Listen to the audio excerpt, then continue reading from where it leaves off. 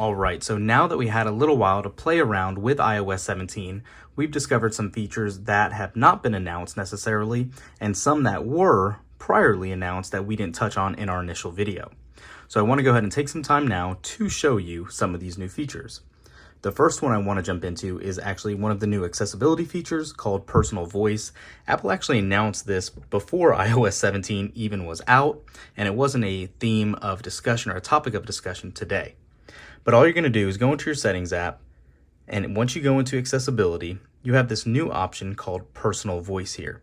What you're going to do is click on this, and this is going to allow you to create a personal voice. So if you're losing your voice and you might not be able to talk in the future, this could be a game changer. What you're going to do is click on Create Personal Voice, and right here you see you're going to record yourself by reading a series of sentences out loud, which may take about an hour. You're going to generate your personal voice on device, and then you're going to be able to use your personal voice anywhere in the OS. It says you can communicate with live speech, which lets you type to speech in your own voice in FaceTime, phone, and assistive communication apps. That could be very, very neat. Another new feature while we're in settings is actually the ability to clean up verification codes in emails and messages. For those of you that get a lot of verification codes sent to you, this is going to be an awesome feature to have.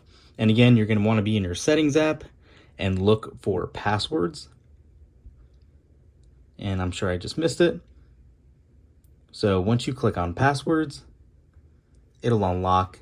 And now in here, if you go to password options, you now have this option right here that says verification codes clean up automatically. This says automatically delete verification codes in messages and mail after inserting with autofill. That is awesome. I know my email and specifically my text messages do get junked up pretty easily with verification codes that just come in all the time. Beyond that, we also have a new upgrade or update to Safari. So if you jump into Safari and now you go into private, this is actually your new splash screen you're going to get. It is actually locked with Face ID. It says advanced tracking and fingerprinting protection. It helps prevent websites from tracking or identifying your device with using advanced techniques. And you have enhanced extension control. And it says extensions with website access are off by default. This can be turned on later in Safari settings. Again, that's pretty cool. You have to actually use your Face Unlock to be able to jump into your private browser now. So again, if you're not familiar with how to jump in that, once you launch Safari, you'll see your actual live tabs, and then you'll have private over here.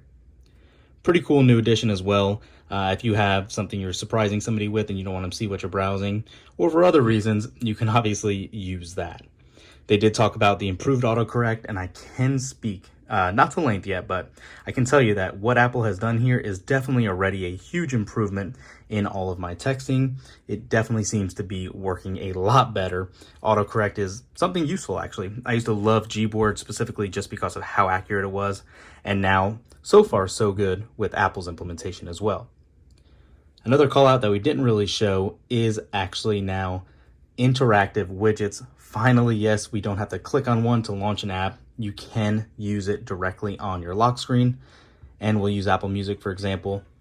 And you can see how the song just started playing without launching the app, and you can play and pause it as you see fit or launch it straight up.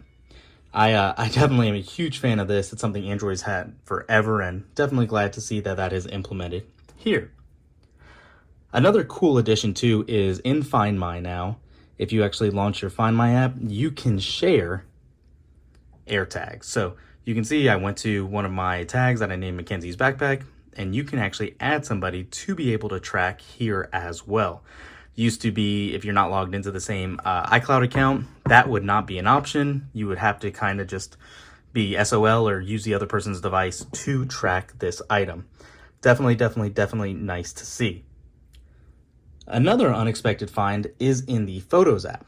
If you actually go into a photo now, and if you zoom in at all, so hypothetically right there, you can see we got a new crop option that pops up. So you can either zoom with your 2-finger pinch or double tap. It will automatically crop what's on your screen now. Pretty neat addition, especially if you guys take, wider shots and you want to narrow it down to something specifically. So here we are. I took a picture of the new Nomad band that we're wearing right now. If we zoom in and that's purely all we want, All you're going to have to do, hit crop, and it's done. Makes it so much easier to use. Definitely pretty cool.